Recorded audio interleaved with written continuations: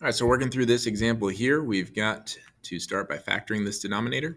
This time when we use the magic X, we are actually going to have an A value that's going to cause us to have to do the grouping because I can't factor out my A value this time.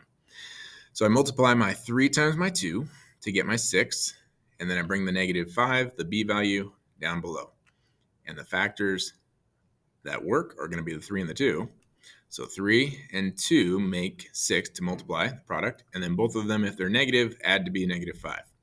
Now the key there was to make this -5 turn into -3x and -2x so that I can do my grouping process where I bring down my 3x squared and bring down my +2, and I cut the problem in the middle so that I can do a left-hand GCF and a right-hand GCF. So I factor out a 3x from each of these, and that's going to be a single x, divided 3x out of here, and I get -1.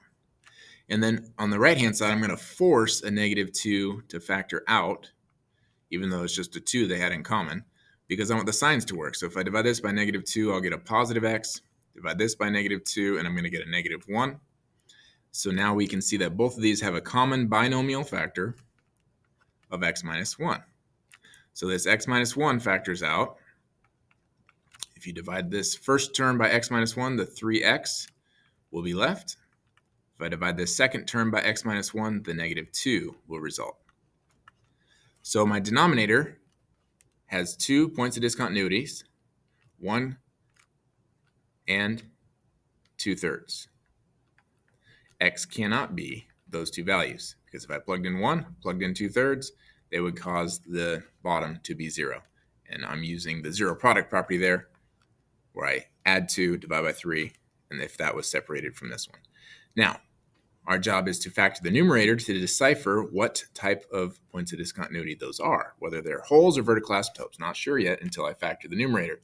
The numerator has just a common factor of 5. So when I rewrite the whole problem, I'm going to write it as 5 times x minus 1, because I divide out a 5 from both of those, over my factored form that I had down below. I'm going to bring it back up.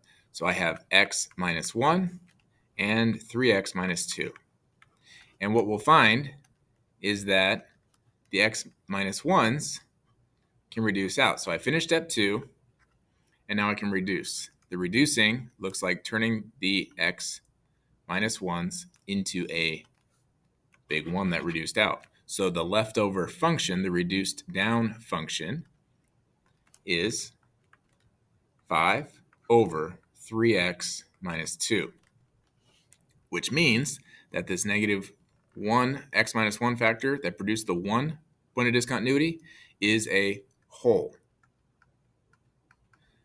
because it reduced out. The one that didn't reduce out, the 2/3, is a vertical asymptote. So this vertical asymptote over here, I can say is 2/3, but I have to do a little more work to specifically identify the whole. The whole is going to be 1, comma, whatever f of 1 is in the reduced version. Remember, we can't plug into the original function. We got to work on the simplified function. Otherwise, we'll get an undefined result. So that's going to be 5 over 3 times 1 minus 2. And that's going to be 5 over 1. So my reduced version, it spits out a 5. Now what that means is that from left and right, the function is heading toward a y height of 5 as we approach 1. So my whole is the coordinate 1, comma 5. And now I already identified my vertical asymptote. I keep on pushing down the list. I set my remaining numerator equal to 0. The numerator is 5. So I say 5 equals 0 and say, wait a second, that's not true. So since that's a false result, it means I have no x-intercept. So I have none. I cross that out. To find the y-intercept, I plug in 0 to my simplified function, my reduced function. So I say f of 0 is going to be 5 over 3 times 0 minus 2, which is going to be 5 over -2. That is my y height of my y-intercept. So I put that -5 over 2 as my y-intercept. Last thing I have to do is consider the horizontal asymptote. The horizontal asymptote just follows my 3 rules, and this one, we compare the degree of the top and bottom, whether it's here, seeing the 1 at the bottom and the x to the 0 on the top, so the degree of the top is smaller than the bottom. And anytime that happens, we get y equals 0 as our result for the horizontal asymptote, because the bottom grows faster than the top.